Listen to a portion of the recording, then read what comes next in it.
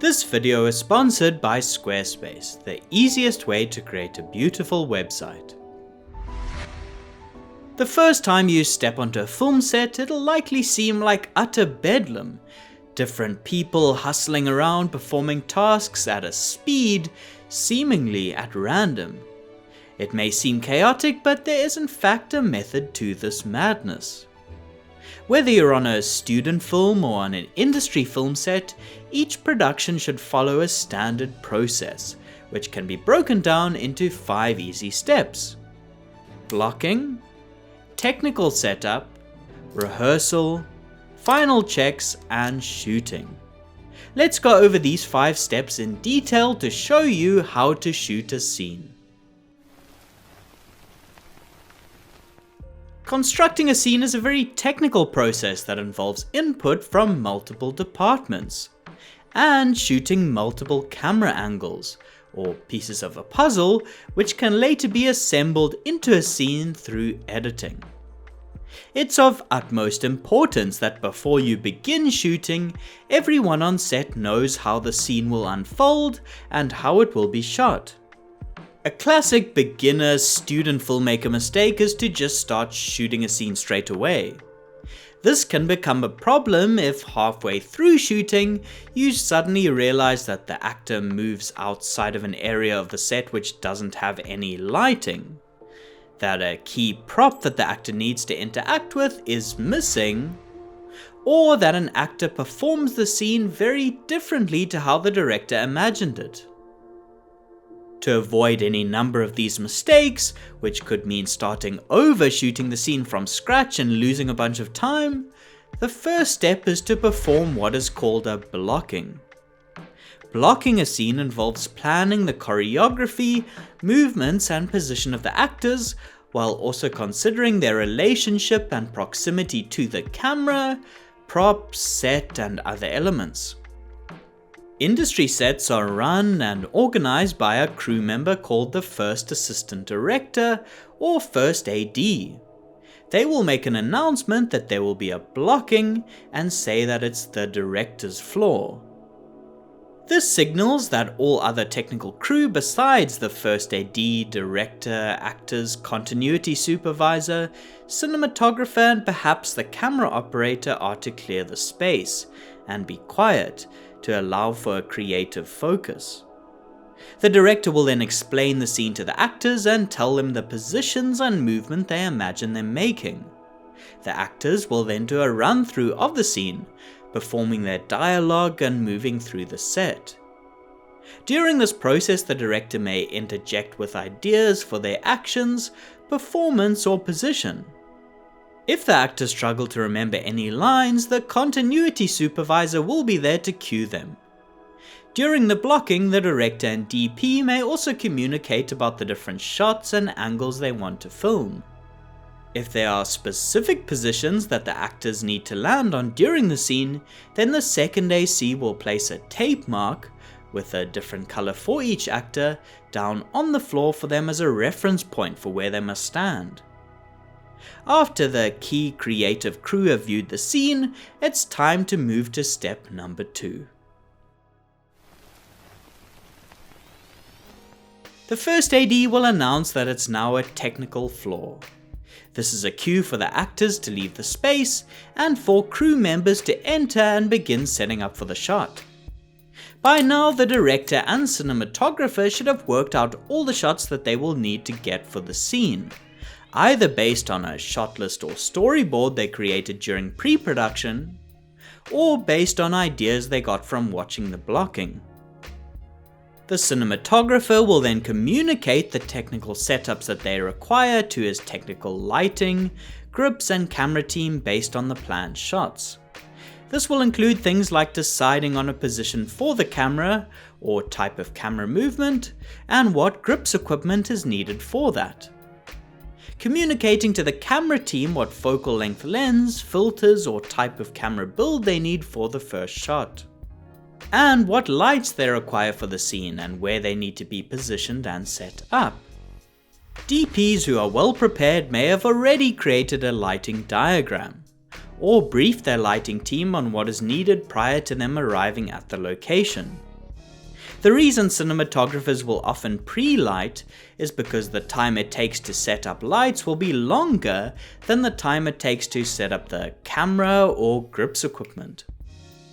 However, if there's a more complex grip setup for a shot that has been predetermined, like laying a large amount of dolly track, then the grips team may be sent to prepare this prior to the blocking to save on time.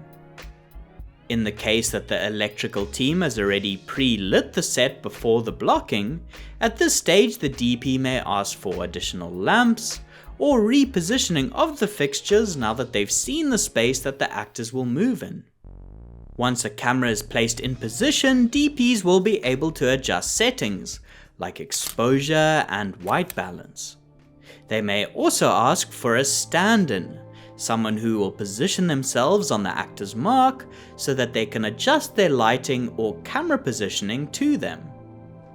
This stand-in will often be a crew member, although for high-budget long-form jobs, they may even hire a person as a stand-in specifically for each main actor, who has a similar body size and skin tone, so that the exposure and camera height will be matched when the actors come to shoot the scene.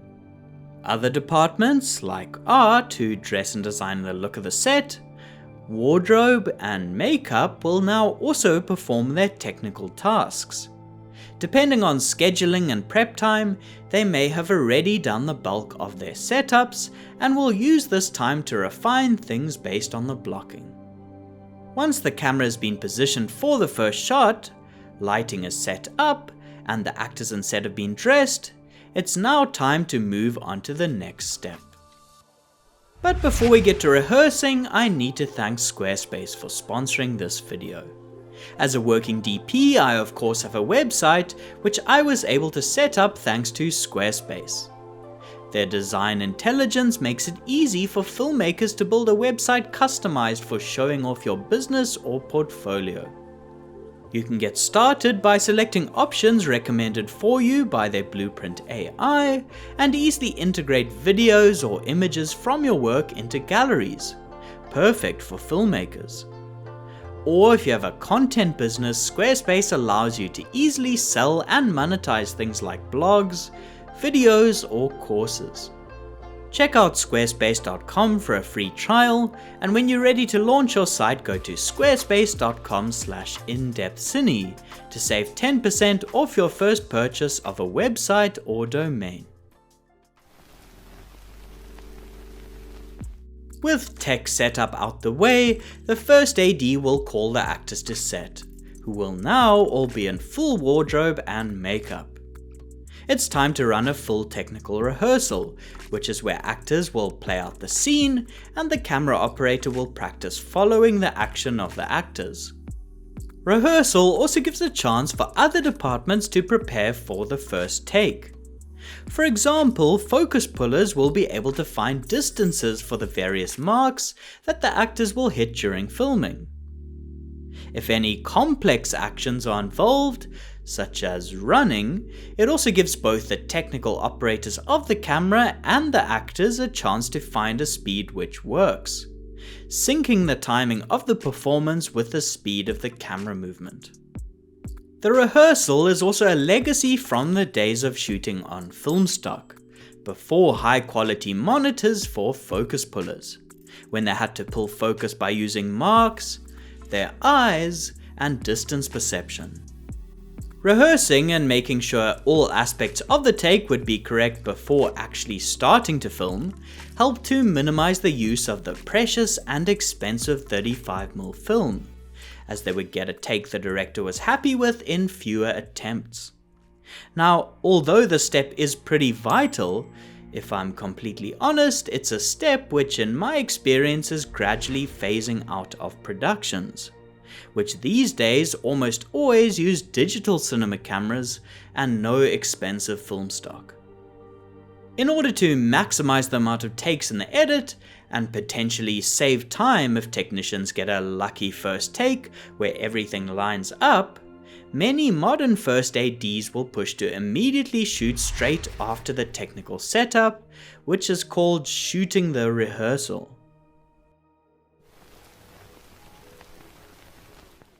Now everyone should almost be ready to shoot. This is the time to do any final touches which were noticed during the rehearsal and could include things like slightly altering the mark of an actor, moving dressing around in the back of the shot, slightly dimming up or down on a light, or adjusting how the camera will be operated during the take. At this stage, the first AD will call for final checks. This term applies to makeup and wardrobe and gives them the chance to make any minor adjustments to the appearance of those in front of the camera before shooting.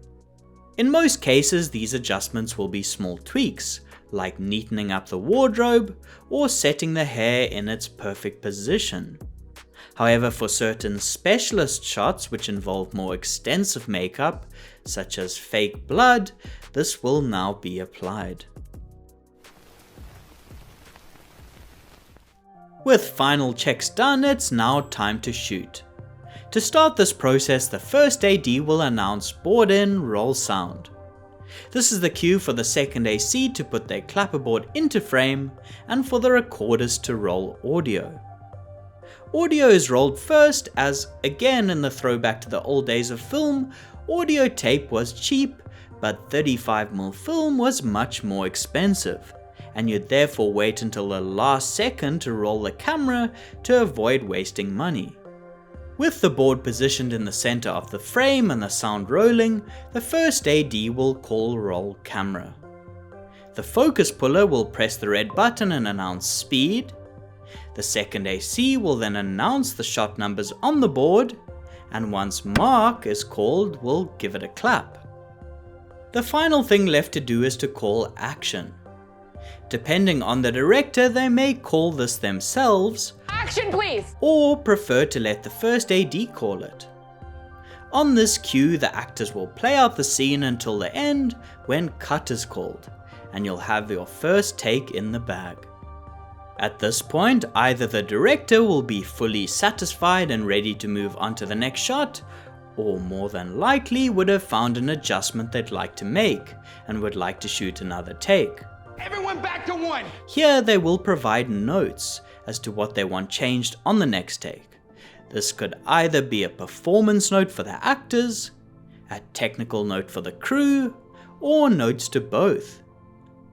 Between each take, the final 2 steps in the process will be repeated.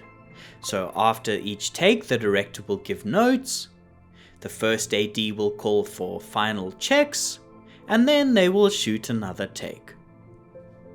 Once the director is satisfied with the take, the crew can start setting up for the next shot, setup, or camera angle. Before everyone begins to move though, the old school AD phrase at this time is check the gate. Another relic from the days of film, where after each successful shot, the focus puller would check the film's gate to ensure it was free of dust, dirt, hair, or any artifacts which would make the footage unusable. If everything is clean, the response from the first AC is good gate. Although these days, unless you're actually shooting on film, this phrase is only used metaphorically, or met with a confused look by younger crew. If it's a very quick, simple setup change which should take a couple of minutes, like keeping the camera in the same position but changing to a longer focal length lens, or changing to a different angle with a handheld camera, then the actors will likely wait on set. However, if the crew needs time to reposition the gear, then the first AD will tell actors to stand down. A nice way of getting them out the way and giving space for the grips to reposition heavy pieces of gear. Between each new shot, a condensed version of steps 2 to 5 will be repeated. So a mini tech setup where the angle, lens, or camera movement is changed. The second AC slates up their board, the first AC checks their new focus marks, and the DP tweaks their lighting based on the new frame. This is followed by final checks and shooting. Once the director has a good take of all the angles that are required to cut the scene together, the first AD will announce scene complete and give instructions about the next scene or location move. Now the next time you find yourself on set, you'll have a solid workflow and understanding of how to shoot a scene. A special thank you to all of the loyal supporters on Patreon who get these videos early. Otherwise, until next time, thanks for watching and goodbye.